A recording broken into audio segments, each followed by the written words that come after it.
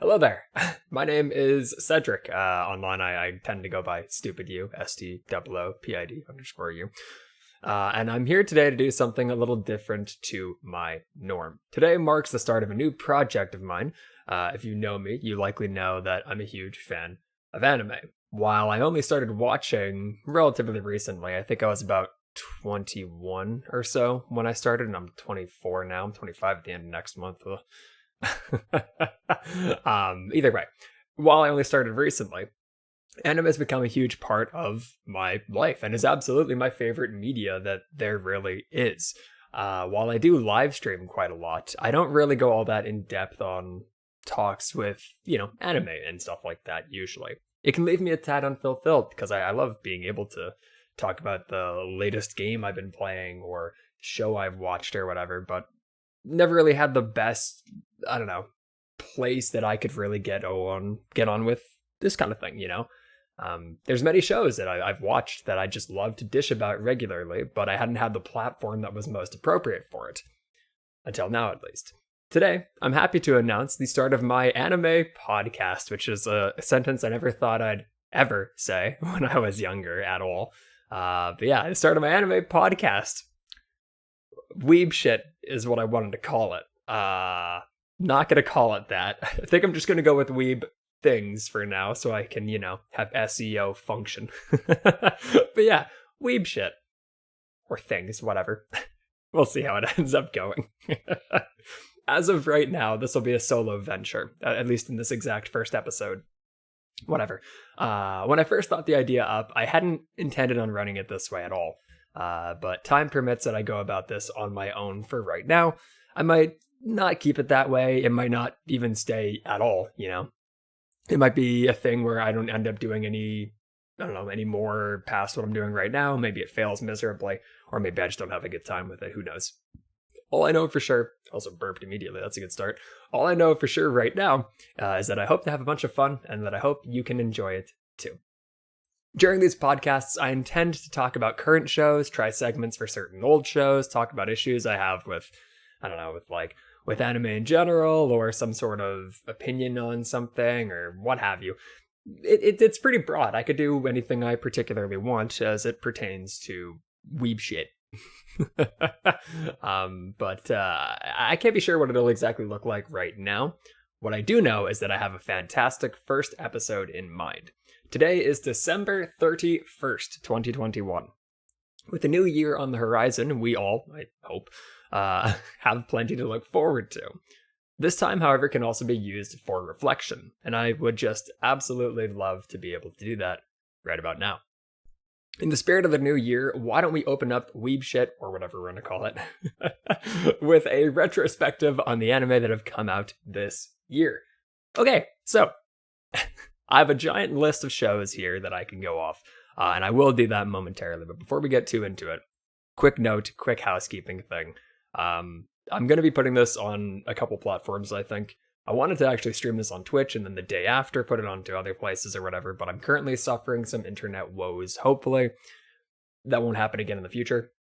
It sucks to have to work around it right now anyway, but for the time being, I'm just going to kind of roll with it like this and see if I can make it work as best I can. I am doing this as a video recording, which is going to be awkward because I've never used this camera this large, so things like that disgusting... I leant back in the microphone, apologies. There's like a disgusting blob of light behind me because I don't have my stuff properly lit at all. So that looks like garbage. I also don't know why I'm even holding or wearing my headphones. These don't do anything right now, but I don't know. It feels uncomfortable to not have them on. I don't know what it is. Nevertheless, maybe I'll pop music on for myself to keep me sane. Nevertheless, there's a lot of things I want to try with this thing. Ended up going through some hurdles, ended up doing it solo for the first episode. Again, like I mentioned, I don't know if I'm going to keep any of this the way it is right now. But whatever the case, just figured I'd kind of bang that out and mention it before I go anywhere into further detail. Nevertheless, as I think I already said that like twice, let us continue and go down and look at a list of shows, damn it, a list of shows that have come out this year, and have a quick chat of them. So, for the big shows, things like new episode or new seasons to already pre-existent shows, obviously good to bang out. So we can start it off with Attack on Titan, the final season. first part of the final season. Weird, I don't know. The latest season of My Hero, ReZero Season 2, the Jujutsu Kaisen movie that actually just came out, I think like a week ago or 2 weeks ago, something like that. Honor at Magic High School. By the way, I'm going to butcher a lot of the Japanese names, so if I know the English one, I'm probably going to say that one instead. But yeah, the Honor at Magic High School had a new season. The Reincarnated as a Slime show had a new season. The Iruma-kun Demon School show had a new season. A lot of good stuff like that. But that wasn't all that there was for the big shows, you know. Things like 86 started this year. Things like Horimiya, Komi-san, Odd Taxi, and that Nagatoro show, I guess. Particularly big, I guess maybe not, but whatever the case. Then there's things like To Your Eternity, Tokyo Revengers, the remake of Fruits Basket. Don't know much about that one. And Mashoka Tensei, which is like the father of Isekai from what I understand. Jobless reincarnation. Lots of good big ones like that. But then there's, of course, obviously a ton of, a ton of the smaller stuff that had come out too. So things like Bokutachi and No Remake. There's a lot of Japanese names in here. I'm fucked. Also that. Faraway Paladin, Platinum End, Jakuchara Tomazaki-kun, The Detective Is Already Dead, Realist Hero, Rebuilt the Kingdom, rom-com childhood, where the childhood friend loses, Kanajo Mo Kanajo, Standing on a Million Lives. I actually really enjoyed this one. I'd love to talk about this one further.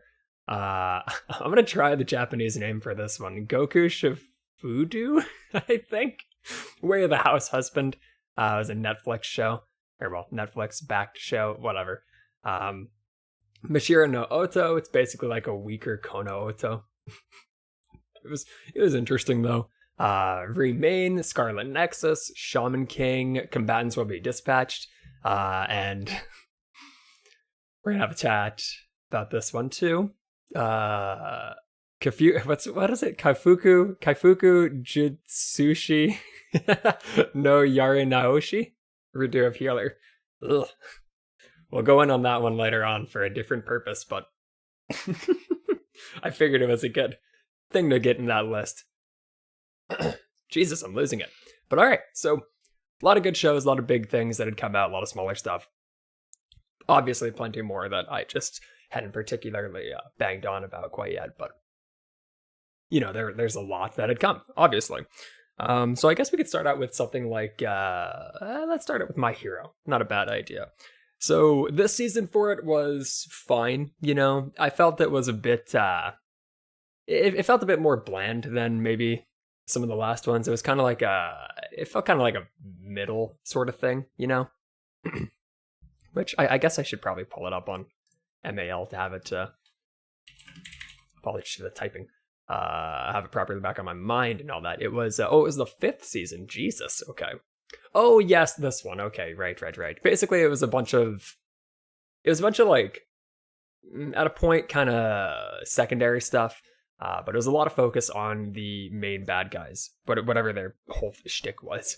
But yeah, it was a ton of focus on the main antagonists team thing that was from that show, and it was fine, you know, it did a good job. It kind of, I don't know if you'd use the term humanizing, but it did allow you to kind of see into the psyche of the main guys that you maybe didn't hear a bunch about if you were only following things like the anime for the whole time.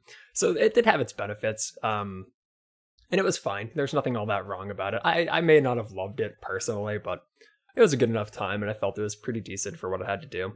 Couple nice moments about it, couple things that are pretty all right, but all in all, the main focus was kind of learning more about the bad guys, which, you know, was fine. No problem with me. I don't have any issue with it. I think it was fine. If we want to keep on with the sequels, okay, let's talk about ReZero. So that was a huge thing. Obviously, that one coming back was crazy, you know.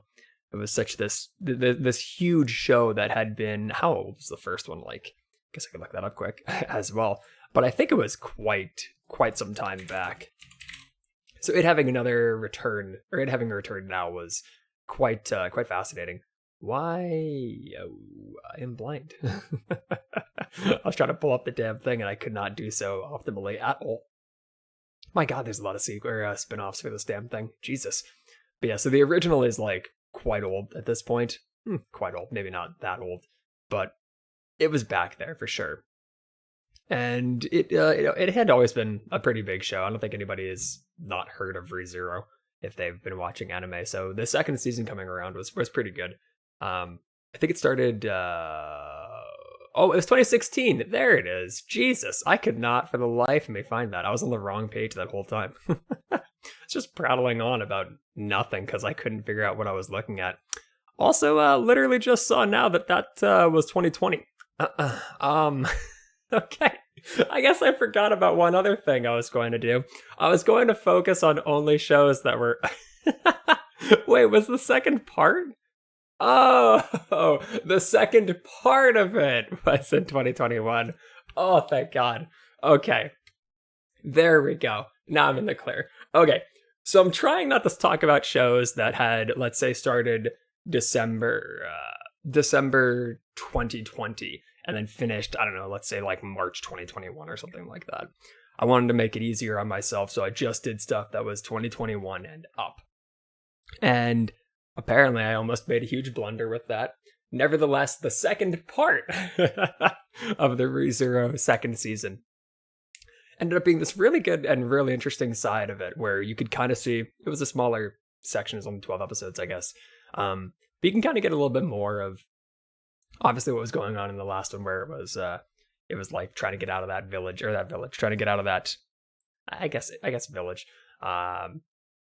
And you know that what's his name? Rosfica? No, that's not right. What am I thinking of? Roswell. Roswell? Yeah. Roswell. That's it.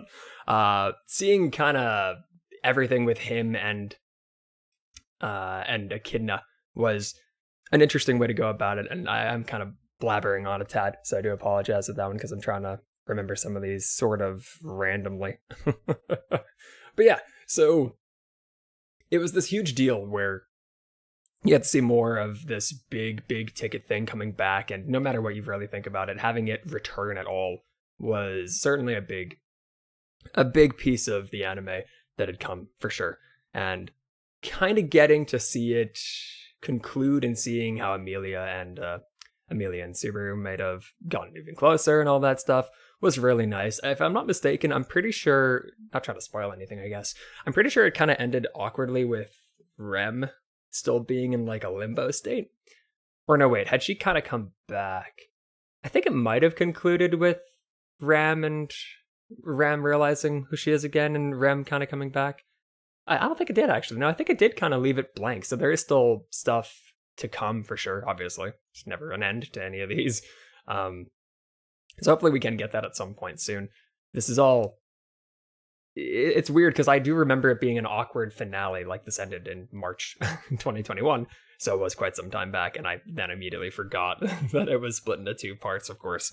So I'm kind of batting at random here, but I do remember this was like a ton of stuff with Beatrice and Subaru and Echidna and Amelia and Roswell. God, it really did. It did so much good focus on like Amelia's family and stuff like that, and it was so sad to see all of that stuff just kind of go through and seeing her try to overcome it and all that stuff, which obviously is meant to, you know, clearly that's the point of the show. Clearly that's like we're meant to be seeing this barrier being broken down, obviously, and I get that, but it is still kind of a heart. It tugs, I guess, a little bit, I suppose you could say. you end up feeling bad for everybody involved. Like it basically, it ends, right? It all ends, and you just feel bad for everybody, for Amelia, for Echidna, for Roswell, for Beatrice, in some capacity. You know, like they do have, it ends in a maybe a bittersweet way for majority of the people in that context, you know, but you still have all those residual feelings that are still in there. Oh, and fucking, oh god, isn't this where, oh, I think Puck, Oh, doesn't Puck go away in this show too? Or that episode too? Or season? Jeez. God. I should have done a little bit more review on this one because it's all coming back and I'm just thinking like, oh my god, I remember how sad all this was. Just like, I think it was like 2 episodes of Beatrice crying and it's just being like, oh fuck. What do you do? How do I watch it? God damn it.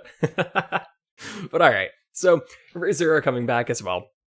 Obviously a big deal. Apparently I forgot it was 2 parts, but it having its conclusion to that second season, very good. I look forward to more. I want more. I want more REM, more REM for me, please, and thank you. Should we keep on the big shows with the new seasons and stuff? Okay, we can briefly touch on a couple of these. All right, so Jujutsu Kaisen had a movie. This is very new. I'm not going to talk about anything with this. I've not seen it. It is like just days old. It might not even be. I don't think it's actually anywhere outside of Japan. I don't know. I have no clue. Probably have to like illegally acquire it or something like that. I don't know. But Jujutsu Kaisen's fantastic. I was so sad when I saw that there was no season this year when I was trying to put this together because I would have loved to dish about Jujutsu. Man, one of the best, probably one of my favorite shows to watch as of right now. I look forward to this movie. I look forward to whatever future content that they can put out because, hot damn, they are good. They are good. But that's about all I can really say on Jujutsu. Definitely watch Jujutsu Kaisen. I think that's the one that was made by the guys that did Attack on Titan, right? That was Wit. Or no, wait, is it Mappa? No. Wit was the old guys. I think it's the Wit team that did Jujutsu Kaisen. And they are fucking stellar. Those guys know their shit and they're fantastic. So, without question, happy to have that be there for sure. Happy to have more of that. Look forward to future content from that too. Okay, so Demon Slayer, how about we go about? Demon Slayer is a good one. Yeah. Kimetsu no Yaiba, something like that. I can't recall the Japanese name. Incredible. Continues to be incredible. Continues to be great. Latest season, kind of a drag as the... Okay, it's segmented into different parts. We're only a couple episodes into the proper second season right now. It's like the second part of it. The first part that started, I think, at the beginning of the year, was essentially just a recap of the movies, or the movie. I think it was, I don't know if it was 1-for-1, but it was the same content. So I ended up watching the first 2, realized, wait a second. The first 2 episodes, realized, wait a second. Doesn't seem right. At least in the first episode, I know that it had kind of strayed and it gave a little bit more backstory because it maybe had more time. And I'm gonna guess that the rest of this season, or the rest of the episodes from that season, followed suit and did in fact have the same kind of context where it's basically the movie, but then we have extra parts and stuff like that. But I wasn't gonna watch the whole movie again, so I just didn't do that. So if I'm gonna do anything, I can talk on that movie, which is, you know, I guess still has merit. I didn't actually expect to do that. That just kind of came to me now. Okay, so that Demon Train arc was incredible for sure. It was really good, really, really good. The only thing, how much can I say about it? It's long done, so I think I can spoil it. Having, yeah, let me get his name while I'm at it. I hate to be typing in this at all. Yeah, Kimetsu no Yaiba. That's what it is. I did have the name right. Rengoku, that's what it was. God damn it. God damn it. I hate that he is already gone. It is so depressed. He was incredible too. I really liked that character. I thought he was very well done. I thought he added a nice new dynamic to the show. And it definitely did. It definitely did, you know, give off a fantastic character who had this huge strength that he was able to save tons of people with and defend with. And unfortunately, it wasn't ending up to be enough. And due to, well, just plot, I guess, guy's gone. So only getting that one movie, that one season, whatever, with him fully fleshed out. Excuse me, one sec. Dying here. Apparently, I can't talk for 20 minutes. I was going to do an hour. What am I thinking? I can't even keep up. Jesus. I do this regularly for streaming. I don't know why I'm having such trouble now. Okay, whatever.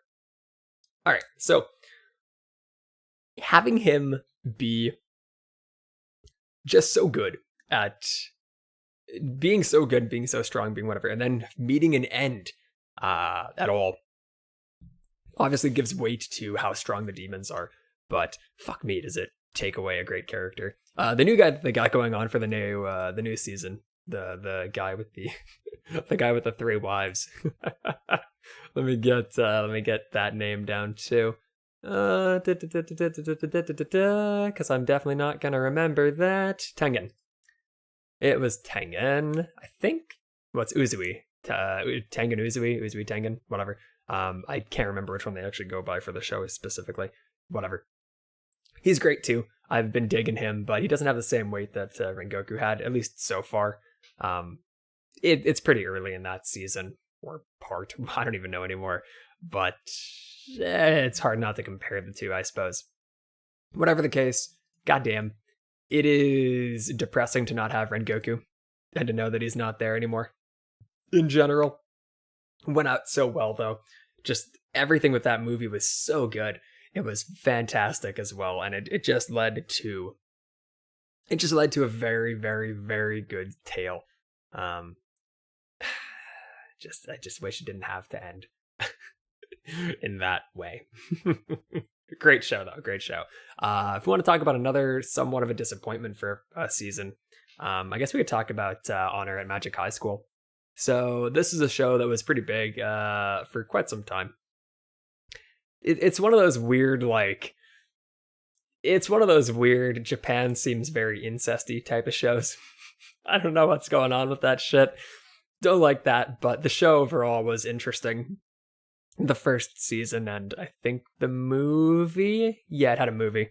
And then out of after 3-4 years, something like that, a new season is coming out. Cool, awesome, whatever. I'll watch it. I'm excited. Sure, the first was good. I could do a second. The second one comes out, and it's just another point of view of the first. It's just so the sister's view, or it's from a lot of the side characters' view. It doesn't have to specifically be the sister's view, but it was a side character's view the whole time, and doesn't necessarily mean it's a bad thing. But it was literally all content I had already seen, with a couple differences here and there, which doesn't change or wreck anything. It didn't tarnish the value of the first season. It was more just why bother? If you watched it, I don't know, spliced with the first so you could see both sides of it, that would make a lot of sense, I bet. And it would be a good way to get more of the content out, but it kind of just seemed like a waste. Maybe it might have finished a different way, possibly. And if it did, that's a shame, because I didn't keep up with it, because it was just a continued... not even continued, it was just a repeat of everything I'd already seen. And sure, maybe I should have known that going in, because I'm fairly certain they don't hide that. It'd be quite the shock for them to hide that at all. But it doesn't change the fact that it did blow to see that kind of be nothing. So that sucked. What are you gonna do? Reincarnated as a slime, though, had a second season that was actually pretty good, from what I heard. I'm behind on this one. Slime was a great show. It was very good. I'm still choking up, choked up. I'm still a tad choked up from the first season, to where our slime friend got that mask and all. Yeah, it can be a bit sad to go through a lot of that show, but man, that was a great show, for sure. Really do need to get caught up on that second one. I wish I could say more about it. I'd heard nothing but good things, though, so I can at least say that much. Definitely watch that show if you can. Basically, watch all these shows except for Honor at High School so far. I mean, I don't think anyone's gonna not be. I imagine anybody who cares about anime shit's probably seen all of these, or heard about all these at least, so whatever. But you get the picture. And the final big thing that I have for new seasons of already existent shows, I guess, would be Demon School, Iruma-kun. I forget the actual full name, but the Iruma-kun show. Great fucking show. Really good, really well done. Just like a slice of life kind of thing, I suppose. Really, I don't know what it actually pertains to entirely, but it's more Iruma-kun. It's great. I think. Oh yeah, this is the one where his it was a ton of continued development with Amane, I think. The big bitch. Tons of that, which was nice and whatnot. That was cute. I think there's like a couple bits where it was a bunch of episodes or a couple episodes and sections for like the main girl characters and shit. So that's kind of nice. It's kind of cool to see them all interact, especially because Amane had like nothing to do with any of them really, other than knowing Iruma, I guess. But the whole new season for that one was it was Iruma's ring, if I'm remembering it correctly, right? It was his ring going out of control because there's some sort of I can't remember what they even called it. It was a long time ago, I guess, and also I just don't remember that information. I'm a bad podcaster. Anyway, this demon E thing that sucks magic, the magic suck thing, that thing was going wacky. Oh, this is the first part of the season was when he was like a bad dude because the ring was going out of control and took over his mind and shit like that. Right. I knew there was something more with that I couldn't recall. It had two sections where it was like the bad guy, the bad boy, whatever, Iruma-kun, and then it had the second half where it was more normal. Nothing too crazy there, I guess. Other than like they try to save that water park and stuff like that. That was a whole thing. That was a whole thing. I'm kind of sad about that one. Oh, it was like a faction. I can't remember her name exactly, but the lady that was like that had a ton of fun watching over Iruma-kun during or watching over Iruma during like that water park adventure thing. Because it was just another one of those humanizing the bad guy type of things, you know? So yeah, that sucked, I guess. But it was a decent arc. They immediately got wiped out by all the different teams and stuff. Everybody split up into groups to fuck on the bad guys, as goes a lot of that type of show, I suppose. It was fine though. It was fine. Nice moments, good fight things. The bad boy Iruma thing was kind of cool. It was good though. It was a good season. For sure. Hope that there can be more of that as well. Okay. Fuck the sequels for now. I'm going to take a quick drink because I look forward to chatting about this one. I'm going to just prepare the site too while I'm at it because why not? Because, oh my good God, we need to talk about 86. Okay. So, there were a good chunk of new products that had come out in 2021. You know, there was a couple of them that had maybe this big backing in manga or light novel type of stuff for however long. So people knew it was coming out and they got real behind it. Whatever, huge deal, sure. But I don't really know about that stuff. I've not fucked with many mangas or any light novels at all. So I wouldn't have known anything. So when I heard about 86, I didn't know anything. I didn't know what to expect. I didn't know what any of it was supposed to be. I don't know. I had nothing. But then the fucking thing comes out. And I'm fairly certain, and I could be mistaken, I suppose. Because, yeah, sure, I don't know exactly. I think it is my favorite show for this stylish show. It's my favorite mecha thing. That's for sure. I don't fuck with mecha too much. And I guess you could say it might not be the same kind of mech thing, whatever, right? But basically it's this military show where there's these... How do you even refer to them? There's these people that are being outcast and forced into fighting for this republic. And it's just, they're treated like shit, and they have nothing they can do other than be thrown into battle and have to do this. They have to fight and die for this cause. And god damn it, it is unbelievable how crushing they can make this show be, because it's a military show. You can expect there to be casualties. You can expect that. You're not going to be shocked by there being casualties in a military show. But this one, and I don't know how spoilery do I want to be. Am I advertising the show for somebody to go and start watching it, or am I just talking about this show? I don't know how I want to go about it for this one especially. Okay. Can I say this much? Yeah, okay. Knowing that main characters were not off the table for shit going wrong was fucked. Holy shit. God damn it. You could not be sure that anything was going to go well for anybody in particular. 86 fucking bangs so hard. It goes so fucking hard. It has in some of the best music I've heard in like any of these shows, some of the best animations I've heard or I've seen in any show at all as of late, for sure. Incredible characters overall. There's such a huge cast. And seeing people on, let's say, one side where it comes to let me get her name exactly. Shit. What do they call her? What do they call her? Handler. She's a handler. Okay. Lena. Seeing like the handler where she is like, she's in this republic where she's away from the fighting, but she's trying to aid these people. These people, the 86, these people are being consistently thrown into battle with reckless abandon. And they don't trust the handlers. They don't really care about the handlers, whatever the fuck. Then they have one that finally cares or whatever. All that stuff. It's just seeing both sides of that was great for sure.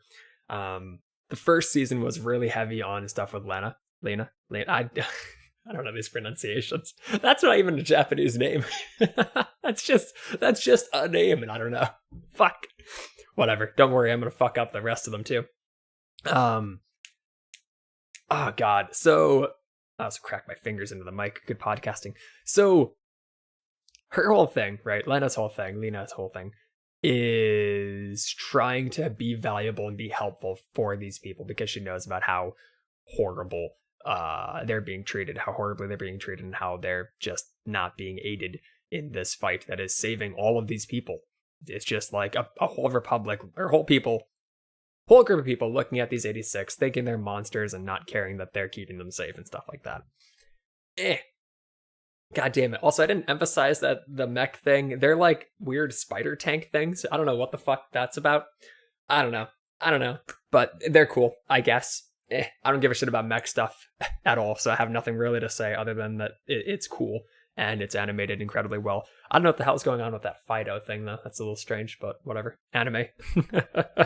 Anime, I guess. Nevertheless, okay.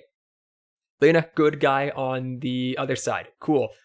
When it comes to the 86, holy shit, I love Shine. Shin, whatever. I think they just shortened it to Shin a lot. I think he's great. I think he's fantastic. I really liked... I liked Daya, and I liked Kaie, I think. How do you pronounce these? I'm seeing like a list in front of me here. And, you know, they had... I don't want to say this.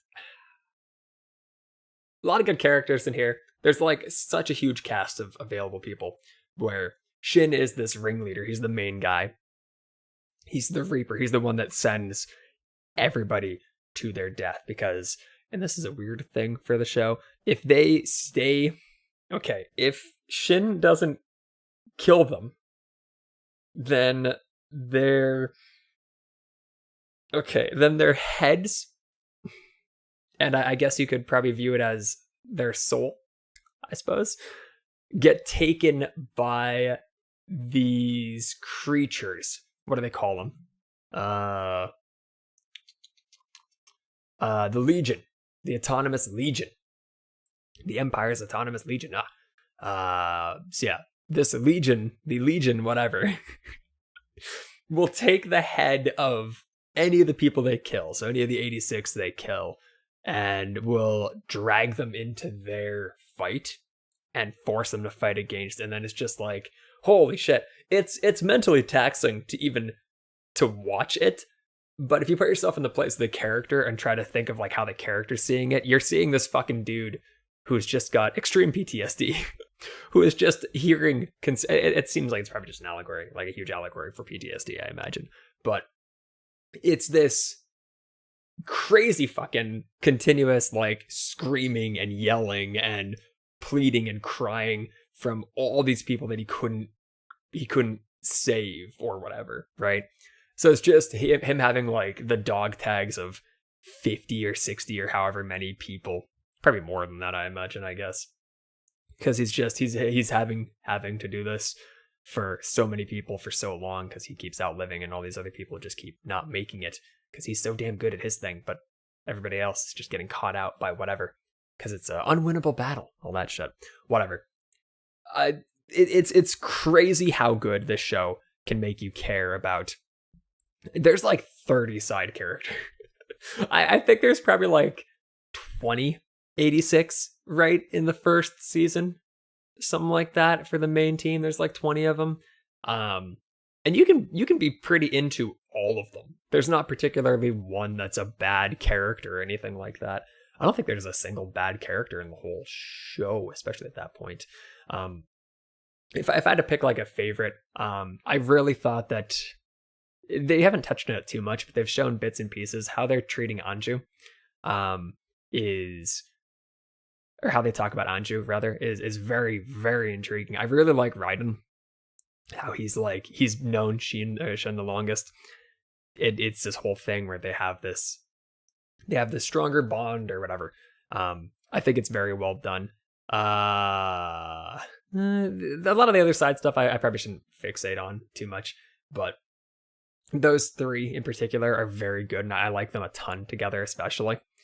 Just, they were probably the more immediate to be kind of okay with the handler and all that in the first season. The other guys are maybe a bit more skeptical, especially Rika. Yeah, I think, it's Theoto is how they have his name written here. I don't know. Also voiced by a woman. Huh, didn't know that. Anyway, it was... These are the guys that are fixating on and viewing Lena better, I guess, but that's not really the thing we're supposed to be focusing on.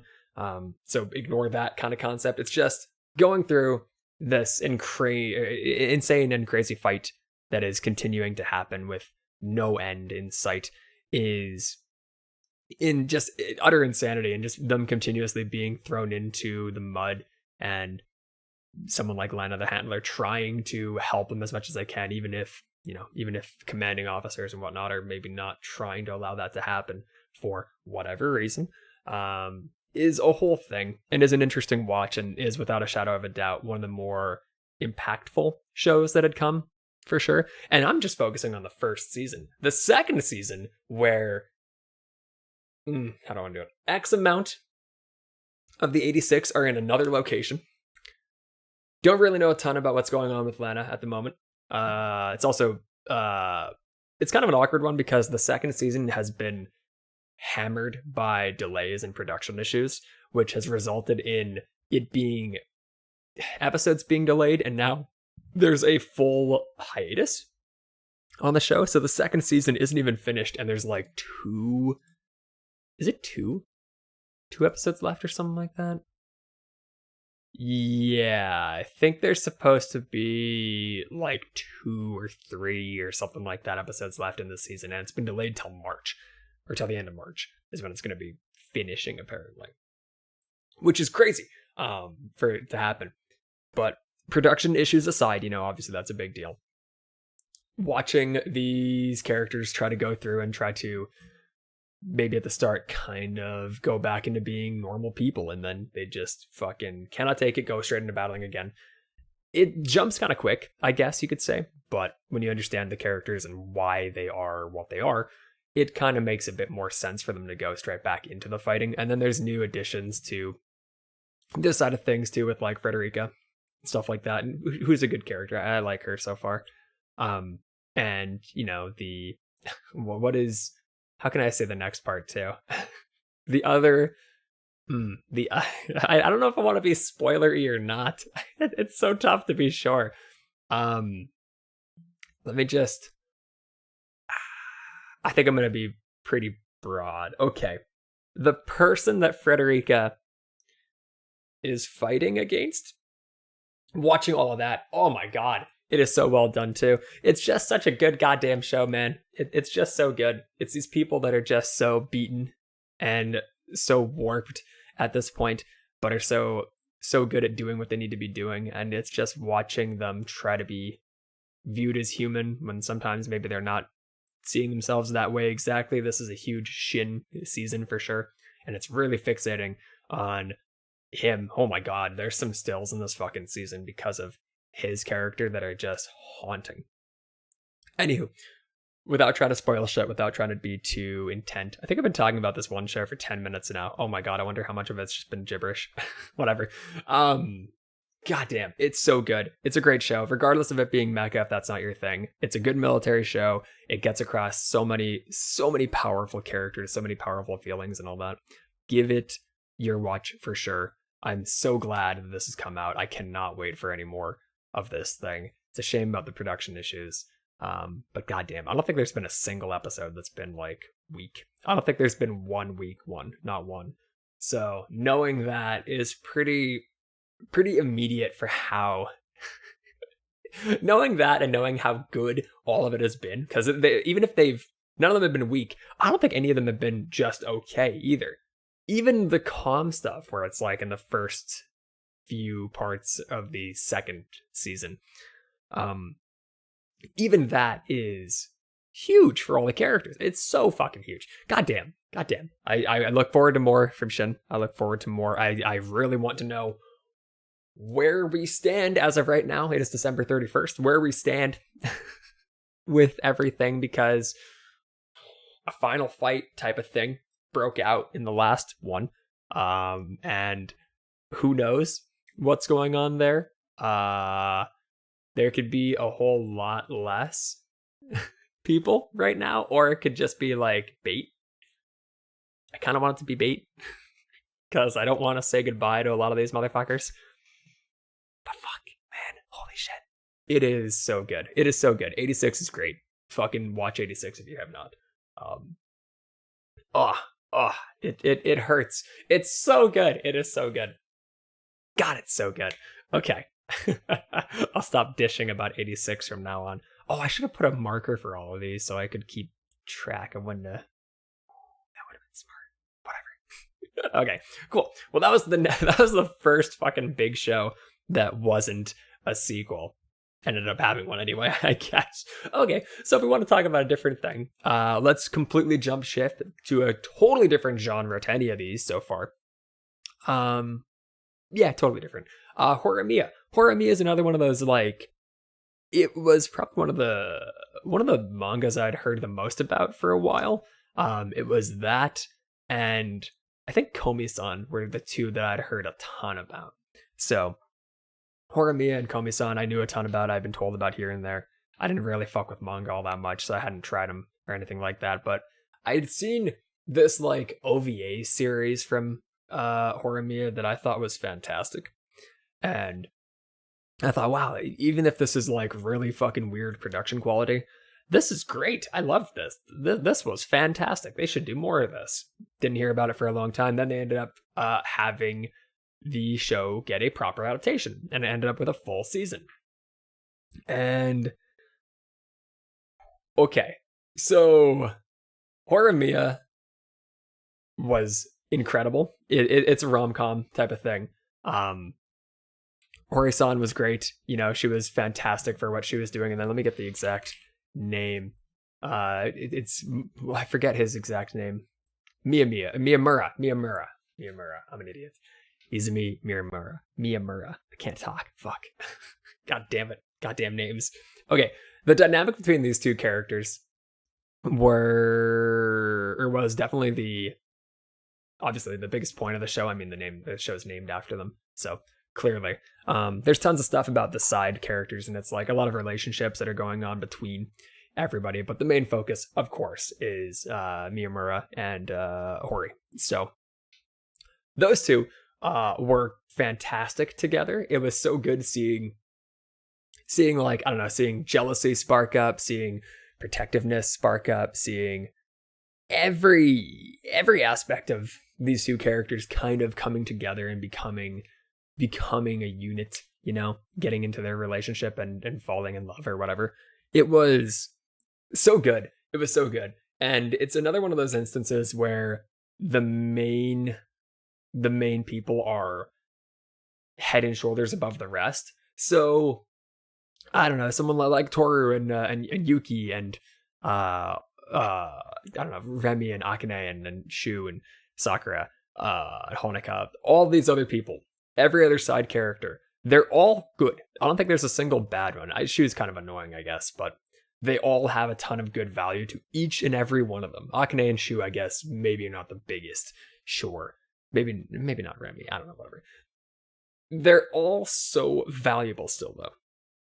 But Miyamura and Hori are so much better than the others, at least in my mind. The thing with them, though, is they can't really focus on drama too much for them, I guess. So it might just not have been all that valuable for them to really prioritize and have every single episode be directly about them, because A, it would be a lot of them only, and B, they're in a relationship. They're fine. They don't need to have these kind of issues come up. Other than hints of masochism and that kind of thing. But like, yeah, sure, jealousy, masochism type of shit aside, they don't really have many issues to be focusing on. But the stuff with Yuki and Toru in that show, was very good too. And that was just like a relationship that hadn't been developed entirely, but it was two people who clearly are into each other. Stuff with Sakura and Toru was really depressing, you know, for her. And all that was a big deal there. The other guys obviously had a lot of stuff there too, in similar regard. But the main other team that you could look at, would be obviously Yuki and Toru. And they were just fantastic. They were fantastic. But even then, I still probably would have wanted to see more from Miyamura and Hori. Nevertheless, you can understand why they maybe didn't have all those connections and all that fixation. As, again, busy with other shit. They had other stuff going on. Or sorry, not busy with other shit. They were fine. So you don't have to worry about the problems that they might have had because they didn't really have those all that much. I digress, though. It's at its best when it was focusing on those two, but everything else when it was focusing on these other characters too was great. You know, there was an episode where it was pretty much entirely dedicated to Remy, and that was and her guy, which I thought might have been Akane, but it wasn't Akane, was it? It was Sengoku. That's what it was. Those two had a great dynamic, and it was nice seeing them. They had an whole episode for that, and that was fine. They had like an episode for Sakura and Toru. That was good, you know, and sad. And then they had like an episode probably for Yuki, maybe two, for Yuki and Toru that kind of maybe had a correlation with other side characters too, you know, but all those side things were great. And they really did push more ideas and options for focus for this rom-com type of stuff. And that was nice, seeing other romances kind of develop and all that stuff. So while I can fixate and talk about how Miyamura is a great character, and seeing stuff like, I don't know, stuff like him getting annoyed by people shit-talking Hori for being with him because he looks like a loser or whatever the hell, I don't know. And then he gets a haircut. Stupid shit, but it is what it is, I guess. I don't know. Seeing shifts of opinions in regards to that was kind of nice, I suppose. Hori getting all protective over it was kind of cool, kind of cute, and all that stuff. It was just a good rom-com slice of life thing. Glad I saw it. Hope there can be more at some point. I think it ends with like, I'm talking about how stuff ends. Okay, it not really a spoiler too heavily because I'm not going to say who the hell is involved, but there's like, in relation to all these characters or whatever, there's a proposal kind of thing in it. which might be a means of killing further development of stuff, because it's probably not going to switch to like, now let's look at the married life type of thing or some shit like that. I don't know, but I'd like to see more. I don't know what more could be. I don't know what more could be, but I would like to see more. Great show, good stuff, good stuff. Okay, so a similar show, similar kind of mindset for it too. Maybe not the most related, but like it's another kind of rom-com thing, more focused on the com, as romance isn't really a priority in the show exactly. But Komi-san. And this was another one of those ones, as mentioned before, where it was like huge manga backing, and following, where it's just crazy emphasis on how good this show is, or how good this manga is. So got an adaptation, went to Netflix jail. That sucks. Ended up VPNing and finding like translations, which was the awkward way to watch the show. But legal. Anywho, oh my god, it is so good. This is a great show too. Okay. It has a similar problem to Horimiya. And I say problem. It's not really an issue. But okay. So it's at its best again when it's the two main characters. There's a ton of side people in this show as well. My favorite people in the side kind of stuff would probably end up being Nene, who she came in kind of later in it. Komi's mom is kind of nice, I guess, but not particularly focused or anything like that. And then Najime, also great. Love that character for sure. But it's Tadano and Komi is the show. That's what you want to be focusing on. It's this character. Oh, I guess I probably should have gone in a bit more on what Horimiya was. Okay, so Horimiya was like, okay, that Hori chick is viewed super highly by everybody else. And she's got like this different personality at home, where she's this homemaker kind of thing and is watching over or whatever. So she's kind of concerned about people knowing that. Other guy, Miyamura, finds out, whatever. And they end up developing a bond because they work well together, and they're just a good partnership, whatever. It's cute. It's good stuff. Okay. Probably should have focused more on that a little bit before. Bad podcaster again. Komi, though. God damn it. Okay. So, Komi, it's called Komi Can't Communicate is the English name. Komi-san wa kamyosho desu? I don't fucking... I'm not even going to try. But basically, it's this chick who has a communication disorder. She can't talk to people all that much. She doesn't have the ability to have any conversation pretty much at a proper volume ever. Never speaks pretty much throughout the entire show, other than like she might have 10 lines total where she actually gets words out. I don't know. And even then, it is immediately apparent how good the voice acting is in this show, especially for Komi. She has like lines where she starts stuttering when she's trying to talk and stuff like that. And the way that her name is Koga Aoi, or Aoi Kogo, I don't know exactly how you would do it. That actress is fucking fantastic for it. God, she's good. God, she is good. It's just really impressive how, even though she can't say a whole lot, she ends up being such a good character with her voice, with her words and whatnot.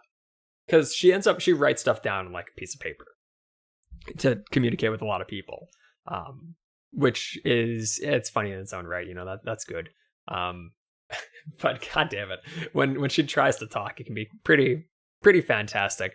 But yeah, so Tadano is trying to help her out and trying to help her make friends because she has this anxiety where she can't get anything to come together with that. She can't.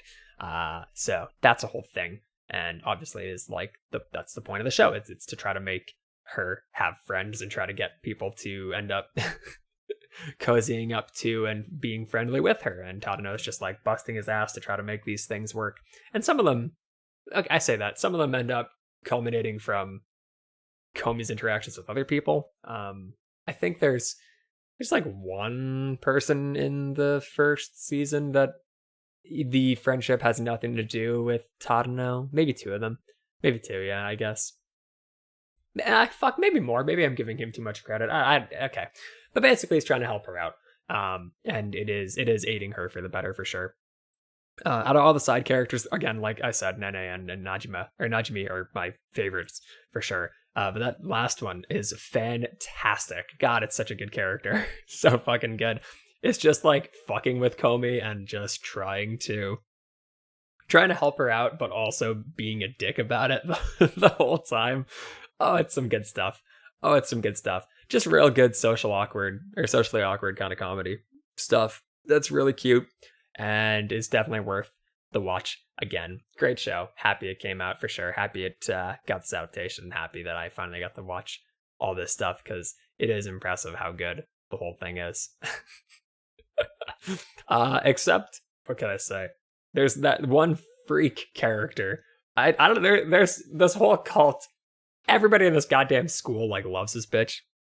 So they all love Komi and they all just will do anything to just treat her like a god.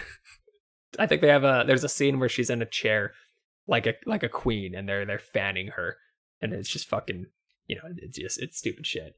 But the characters that are really into that, what's her name? It's like the second or third person that befriends, you could say. Where is that lunatic?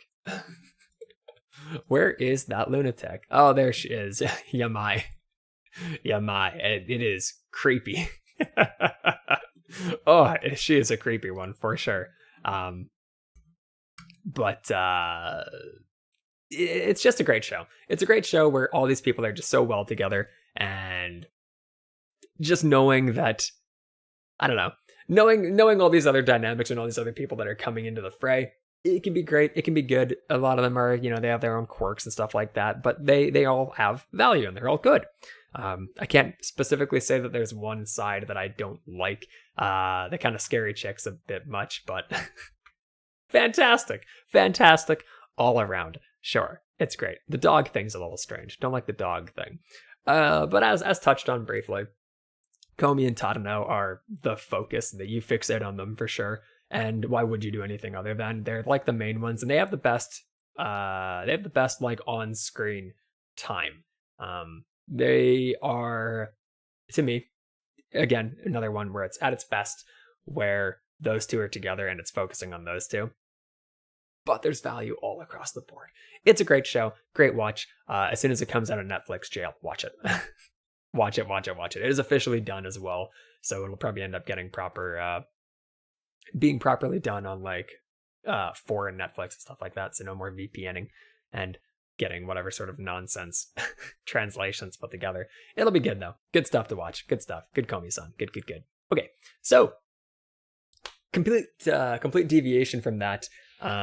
This one's gonna be kind of odd, which wasn't meant to be a joke. I'm not even at the end of the big shows. Oh, fuck. I'm going to have to start rushing through a couple of these. My next few might be a bit much. I'm an hour in and I've only talked about 1, 2, 3, 4, 5, 6, 7, 8, 9, 10 of the shows. There's like 30. Oh, fuck me. Oh, no. Okay. Okay. Good God. What happened? Oh, how much of this is even usable? Whatever. Okay. Odd Taxi. Next one. If you are not watching Odd Taxi, if you've not watched Odd Taxi, put that one on. I can't even say a whole lot about what this is. If you want to go in for a weird time, if you want to see an abnormal thing, just how can I compare it to? I can't compare it to anything. You have to watch the show. You have to. I can't say a single thing. There are 10 different characters that are all having all these things going on, that are all having these like, they look one way and they have this thing happening or whatever the hell, right? And all of them are connected. And there's this taxi driver who's a fucking walrus. I think he's a walrus. I can't remember. But there's this taxi. Oh, they're all animals, by the way. They're all weird animals that have no relation. Very strange. But watch the show. All these different sides, all these different locations, these people, all these actions, they have like 10 different ways that they connect back to each other, to everybody, all throughout the show. coming back to how they all relate to this taxi driver. As in, this taxi driver drove this one guy to this place who met this girl who went here, and now that girl is talking to this guy because this guy is telling her to do that to make money back for her loan from that guy. And then on topics of loan, this other guy has a loan that he's trying to do a thing with and trying to be careful from, and he gets caught by this other guy who does weird stuff and is like a rapper. I don't know what's going on with that one, but he's a dick. It's just like, it all goes around to this. Oh, who is it? There's a specific filmmaker that does exactly this kind of thing where all these things tie together, and I'm so shit with film that I don't know who it is. I think it might be... It's Pulp Fiction-esque, is kind of the idea. It's Pulp Fiction-esque. Is it Tarantino? Let me... Pulp Fiction. Who did it? Who did Pulp Fiction? Tarantino. Okay, it is kind of Tarantino-esque. It was Tarantino. There we go. If you give a shit about his kind of stuff, if you like that kind of thing, if you've ever seen Pulp Fiction and you were into it, Odd Taxi is the kind of shit you should watch. It's a different kind of anime. It's nothing to do with any norm. Like, if you compare Odd Taxi to any of the shows I've talked about here, and we'll talk about at the end or at the rest of this, there's no relation. It is a fantastic time. I can't really say more about it other than to just watch the thing. It is just watch the thing, and don't... This could be a thing that maybe held you back, possibly. Don't fixate on them being animals. Think of them completely as just people. They treat them as people anyway, you know. No one's like... No one's really being like, oh, your feathers are in a bunch or something like that. They're not even making lines like that. It has nothing to do. The fact that they're animals or whatever has nothing to do with the show. Just watch the show. It is a great show. It's graphic a bit, though. There's like a couple bits of violence, I suppose, if that's a thing you're wary of, which I guess I probably should have mentioned when I talked about fucking 86. Oh my god. Whatever. Odd Taxi. I don't want to say much more. Tarantino, Pulp Fiction-esque. Watch the show. Great show. We'll likely never get anything more from that, but good. Okay, the other one for like these kind of big shows might be lower in on that scale, but it's one of those things where like I heard a ton from the manga here and there, but whatever. Please don't mess with me, Miss Nagatoro, or whatever. Or don't toy with me, I think. Yeah, don't toy with me, Miss Nagatoro. It's a good show. It's a good show and all. It's tough to talk about this one, I guess. It's a kind of rom-com type of thing again, but the first episode, if you can get past the first episode, you're probably fine, and you'll probably have a good time. It's like these two characters kind of getting together or whatever. One character, total bitch, literally bullies the guy into crying in the first episode, and it is really uncomfortable, but like the whole premise of the show is she's a bitch. She's a bitch and she's fucking with the dude doesn't mind it though, is the thing, so you don't have to worry about it. It's fucking strange. I don't know, it's like you're watching a relationship culminate. You're watching this thing develop. The side characters don't matter too much. They have a bit of sway for where they like how they affect Nagatoro and fuck, what's his name even? They just call him Senpai. Oh shit, did they not say his name ever? His name might just be Senpai. Shit, I think it might be. Whatever. Anywho, this dude just wants to draw shit, and he's getting his ass beat verbally and physically by this chick at a point. It's just kind of, I don't know.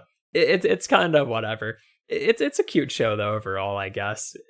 The first episode's a bit much. It was kind of hefty on the bully thing, like it's literal bullying, and then you're just like, cool, she's fine, whatever. The next episode immediately. So I don't know, might not sit super well with you, and I wouldn't blame you if it didn't. But yeah, it's fine. It's fine. You see, sure, you might not love. Yeah, I don't know. You might not love that first one, but as it goes on, she grows on you, and seeing how they end up growing together and all that is nice. So I would say it's still very much worth that watch and is very, very interesting. I don't know, poor guy should just be able to draw this fucking manga in peace, but no. Some cat girl with noodle arms is beating the shit out of him. That's a good show. It was fine. It was fine. That's a good one to throw on. If you were to pick between something like Horimiya, Komi, and Nagatoro, I'd have Nagatoro at the bottom. That's just me though. I don't know. If out of all those, I can't even pick between Horimiya and Komi. I think they were both very good. Maybe I'd fixate and side more with Horimiya. But whatever the case, Nagatoro is good. It was good. It was a good time. It was good. I'm glad it came out finally. I'm glad it properly got an adaptation. I'd watch more. I look forward to more. I think there will be more for sure. And yeah, could be good. Could be good to continue on. And I do suggest it for sure as well. Okay. Unfortunate here. To Your Eternity. Okay. There's 4 big shows in here that I'm going to talk about that I haven't done anything with. To Your Eternity. Watch the first episode. Didn't immediately click, put it down. This is one of the highest regarded shows that I know of, and I kick myself for not watching it more. I need to go back and watch this. Fantastic show. One of the more influential ones to a lot of people. Apparently it's super good, and it's just done very well. Like visually, I could tell you immediately from the first episode. Great. Unless that decayed as it went on. Fantastic. I just didn't click on with this show immediately. I really need to though, because I've heard stellar things, and I think you should give that a watch. Dude and a wolf. Yeah, I think. Just like they're lost in this space. They're lost trying to make it. This dude's kind of falling apart, and he's just ending up relying on this beast. I don't know. I don't know much about the show. All I know is that kind of concept, and it's great. So that's the best I can say for that one. Tokyo Revengers. Fuck. I hate it. Okay. I was really into the idea of the show. A lot of people are really into the idea of the show and think it's a fantastic show.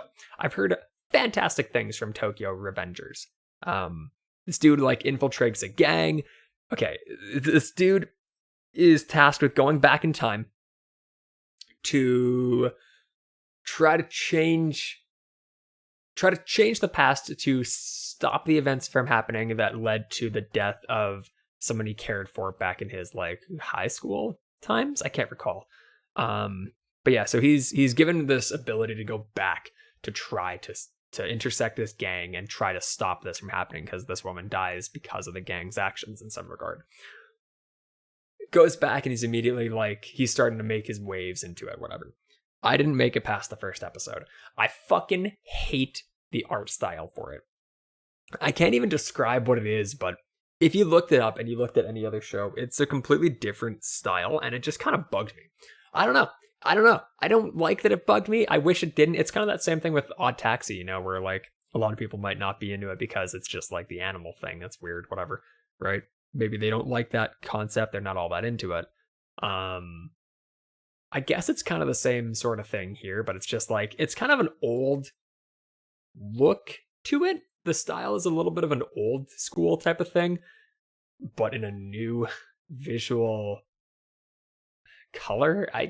It's strange. I can't even describe it. It seemed so strange to me, and I didn't like the actual physical look of the show, and I put it down. And then I heard about how great it was, and then I thought, fuck. Same kind of thing. Again, where I'm just sat there like an idiot, and I put down a show that was highly regarded, and I kick myself for my dumb actions, but it just didn't click with me, and I couldn't do it. I put it down. I've heard good things, though, so would suggest giving it a whirl. Hopefully it can be better for you. Fruits Basket, or Fruit Baskets. Fruits Basket? I don't know. Whatever. Remake. I think it came out it wasn't the 90s, the first one, was it? It was a long time ago, though. The first iteration of that show. And then I think it was the final season for it, the remake or something like that. It's a romantic show, which is fine. This girl is she's falling for this creature, this guy that she meets, but he's actually some demi-human type of thing. where he's like a fox or some shit. I don't know. It's something I just had nothing. I didn't care much about. It's just like, I think it's just like this girl is seeing all these hot dudes and then they end up being animals and stuff like that. It's fine. I'm sure that's of interest to a lot of people. I've heard good things about it too. I just don't have anything I could say about it. It being remade is cool. I don't know how common it is for a remake of a show like that to happen, but it's good to hear about. I think it might have been one of those things where they had to wing the ending because it wasn't caught up at the time, and now they have the opportunity to be like, oh, it's done, let's do it, whatever. It might be that kind of concept, I don't know. But I have nothing more I could say about it. I'm happy it's a thing. I'm glad people are liking it. Hopefully more remake type of things can be on the horizon. To fire off the final big show that I want to talk about, I will talk about Attack on Titan later on. Okay. Did I even mention that I'll talk about Attack on Titan later? I'm going to close out with Attack on Titan. Okay. Mushoku Tensei, jobless reincarnation, the father of Isekai, right? Haven't watched it yet. So apparently this is a really stellar show to a lot of people. And it is one of the things that led to, I think it's the biggest genre. Is it a genre? Yeah, it's a genre. I think it's led to the biggest genre in anime history. Isekai is so common. People fuck with this all the time. It's a big ticket selling item nowadays, and there's a lot of shit ones, sure, but this thing literally is the reason that these all exist. There wouldn't be any of these other fucking things if it weren't for Mushoku Tensei. Also, I think my camera's lagging. I just noticed that. Is my camera lagging? Are you lagging? This camera sucks. This doesn't matter for the people only caring for the audio, so apologies for fixating, but I keep looking over it. Whatever. Disregard that. Back to the show. Mushoku Tensei is an interesting concept. It's dude gets. I think it's literally like the common thing. I think he gets hit by a vehicle or something, killed. He's dead. Goes to another world, right? Born as a kid to another world. The only thing that. So apparently it's very good at everything it does, and apparently it's very interesting with everything that goes about it. He gets these powers, he's fucking doing all this shit, whatever, and he goes off into the world. But he has the mind of he has the mind he had when he was an adult in his old life in Japan, before he got brought to this random place somewhere. And this is the one thing that I know kind of weirded me out a tad about this show. He does all this shit.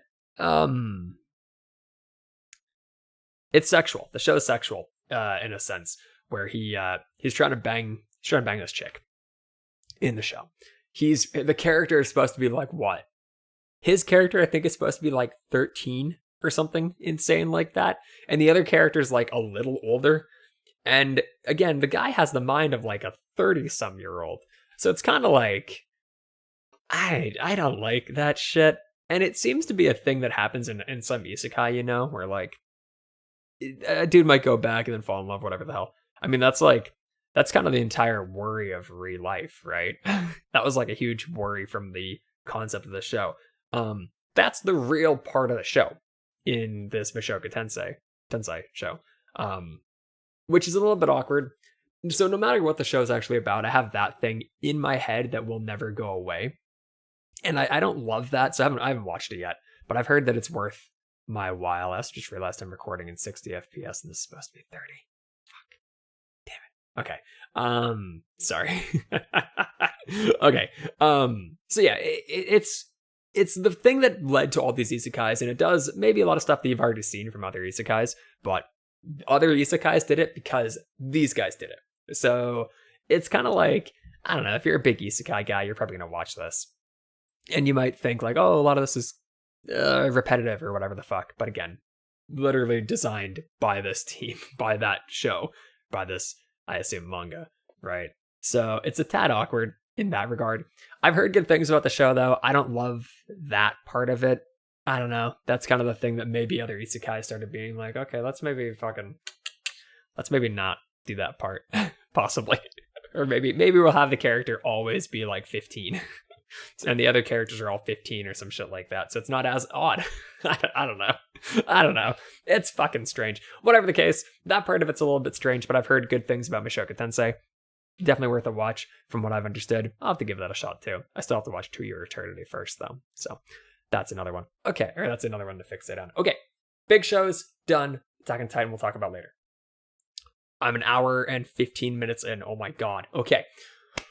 Oh, let's fire off a couple of the smaller shows. Okay, Faraway Paladin, current show. I think it's still in its final few episodes in its thing right now.